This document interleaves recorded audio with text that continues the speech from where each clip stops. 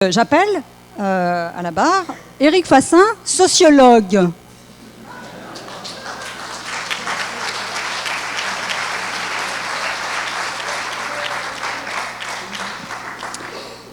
Alors vous auriez pu vous éviter des tas d'ennuis, hein, vous en avez bien conscience. Et vous avez foncé tête baissée dans tous les pièges qui vous ont été tendus par, voilà, je ne sais comment les nommer, tous ces gens-là. Visiblement, ils vous ont ensorcelé, puisque nous parlons de un procès inquisitorial, n'est-ce pas? Vous êtes une victime consentante, je ne sais. En tout cas, je tiens à dire les choses de façon très claire vous concernant. D'une part, vous donnez du crédit à ces communautaristes-là, qui nous cernent ce soir dans cette salle. Vous êtes, de fait, c'est absolument indéniable, il faut le dire, même si c'est extrêmement grave, vous êtes traître à votre race. Je me demande bien ce que vous allez pouvoir répondre à ça, tellement le chef d'inculpation est grave.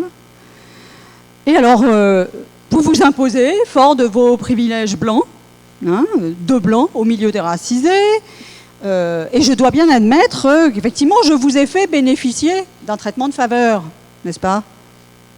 Entre blancs, il fallait bien qu'à un moment donné, tout cela vous bénéficie.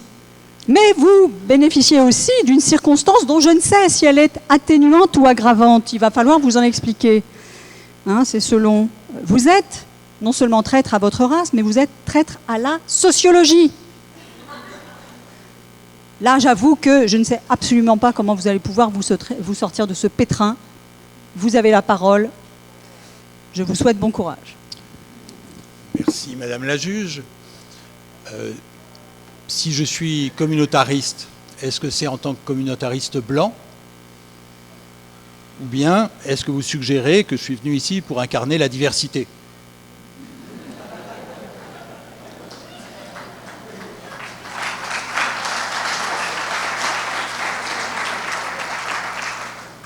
En tout cas, il est difficile d'être à la fois communautariste et traître à sa race.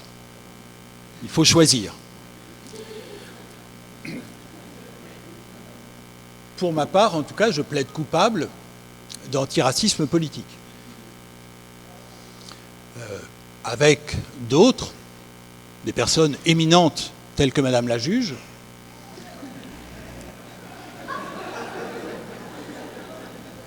nous avons co-signé une tribune qui était un manifeste pour un antiracisme politique il y a un an.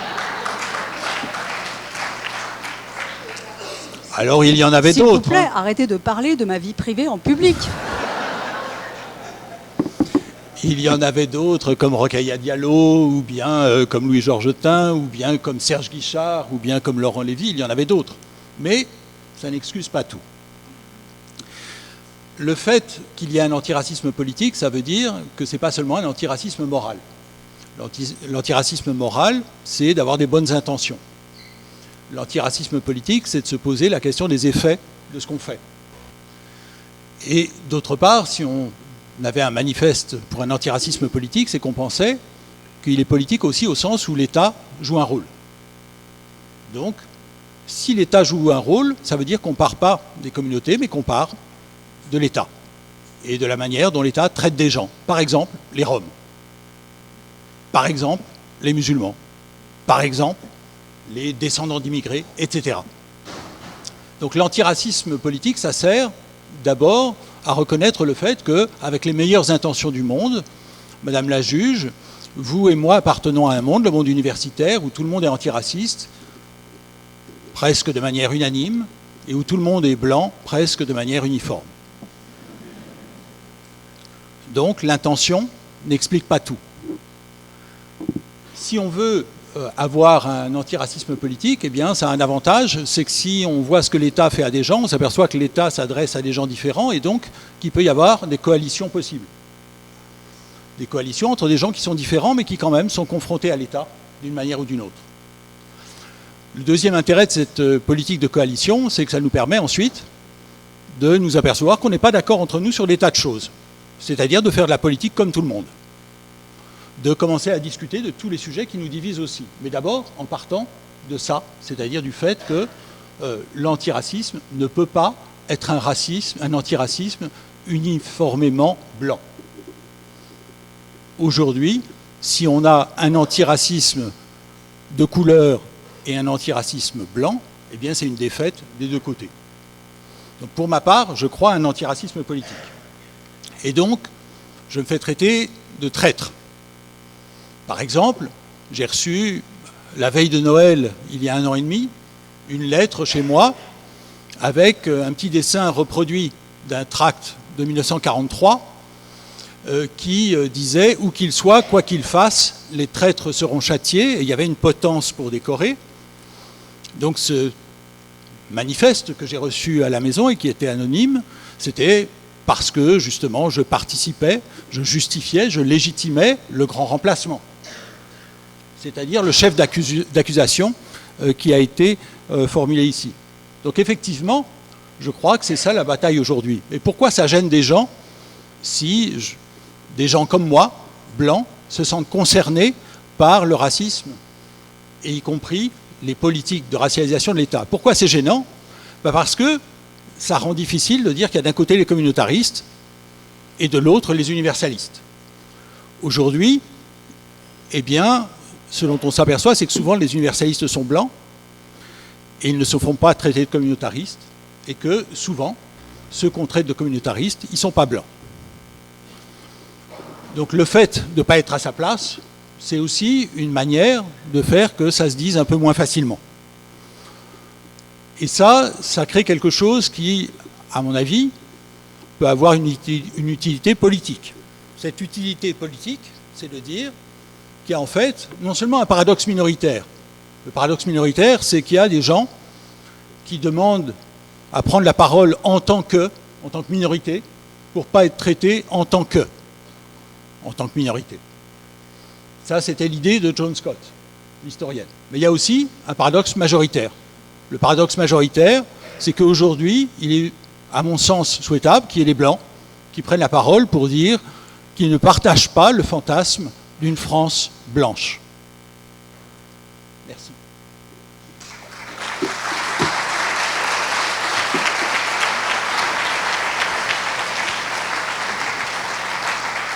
Alors vous êtes bien l'intellectuel retors. Hein? J'attendais ça, mais pas à ce point-là quand même. Alors vous nous faites la leçon, hein? C'est sans doute une déformation professionnelle. Ah oui, hein, on ne se refait pas. Pour vous disculper, hein, vous nous promenez autour de toute une série de considérations très fumeuses, sur lesquelles je ne vous suivrai évidemment pas. Hein. Prétendre que vous êtes blanc sans être blanc tout en étant blanc, enfin tout ça c'est un peu compliqué pour moi, vous voyez, hein, j'avoue.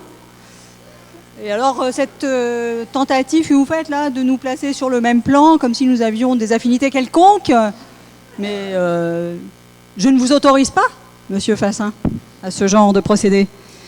Et donc vous nous détournez de notre objectif qui consiste à établir votre culpabilité. Alors, que vous prétendiez la justifier avec je ne sais quelle idéologie de nous sommes les alliés des opprimés, et j'entends bien parler non pas à la place ni devant, mais derrière et en sourdine des opprimés, là aussi je tiens complètement à débusquer hein, ce procédé auquel vous vous êtes livré là. Donc vous n'avez pas arrangé votre cas, je tiens à vous le dire, ni d'abord en vous insérant au milieu des racisés, là, hein, j'ai bien vu le procédé que vous avez utilisé, ni en prétendant plaider la cause de l'antiracisme politique, qui, pour ma part, et jusqu'à preuve du contraire, est une atteinte à la cohésion sociale, est une atteinte, je dirais même, à la sûreté de l'État. N'est-ce pas hein? La situation est grave. Donc vous pouvez disposer, Monsieur Fassin, vous avez d'autres choses à faire, si j'ai bien compris, vous avez un calendrier, un emploi du temps extrêmement chargé, donc je vous libère, mais vous ne payez rien pour attendre. Permettez-moi. Un mot. Permettez-moi, Madame la juge, de faire remarquer que les étudiants et étudiantes de Paris 8 qui sont surreprésentés ici, de manière inquiétante, eh bien, on nous accuse parfois de les manipuler. Je crois que vous avez ce soir la preuve qu'ils nous manipulent. C'est à voir, c'est à voir.